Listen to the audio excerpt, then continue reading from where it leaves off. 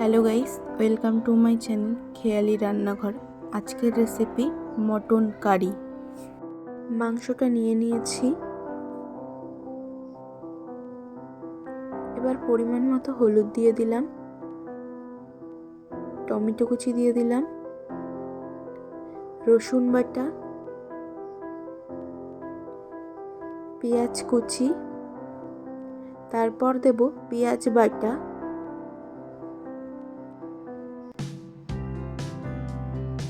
আদা বাটা,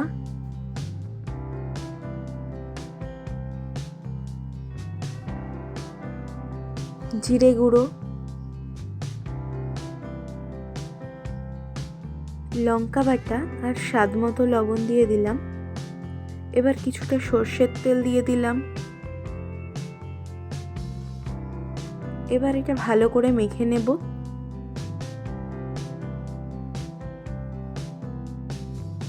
পরে কিছুটা কাশ্মীরি লঙ্কার গুঁড়ো দিলাম। এটা মেখে 1 ঘন্টা মতো রেখে দেব। আর মাখার সময় টক দই দিয়েছিলাম, কিন্তু ভিডিওটি স্কিপ হয়ে গিয়েছে, আপনারা এখানটায় কিছুটা টক দই দেবেন। এবার প্রেসার কুকারে দিয়ে সিটি দিয়ে নেব 3টে।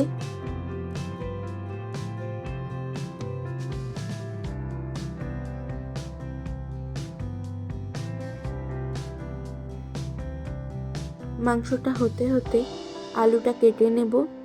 আলুটা বড় বড় করে কেটে নিয়েছি। তারপর ভেজে নেব। সামান্য লবণ আর সামান্য হলুদ দিয়ে ভেজে নিলাম। আলুটা ভাজা হয়ে গিয়েছে আর মাংসটাও হয়ে গিয়েছে, তাই তুলে নিয়েছি। কড়াইতে তেল দিয়েছিলাম আর সাদা জিরে দিয়েছিলাম। তারপর মাংসটা দিয়ে দিলাম। এবার এটা ভালো করে কষিয়ে নেব।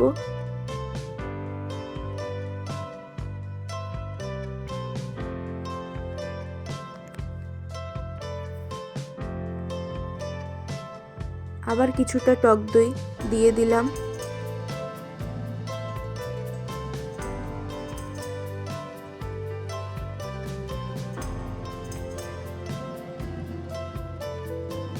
তারপর ভেজে রাখা আলুটা দিয়ে দিলাম।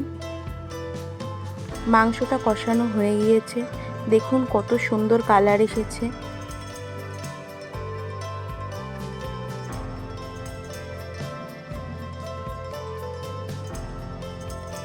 এবার কিছুটা উষ্ণ গরম জল দিয়ে দেব, নয় মাংসটা শক্ত হয়ে যেতে পারে।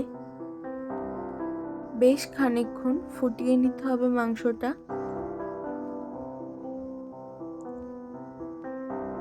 তারপর সবশেষে গরম মশলা দিয়ে নামিয়ে নেব। তৈরি হয়ে গিয়েছে মটন কারি। যদি ভিডিওটি ভালো লাগে please like, comment, share and subscribe করে দেবেন।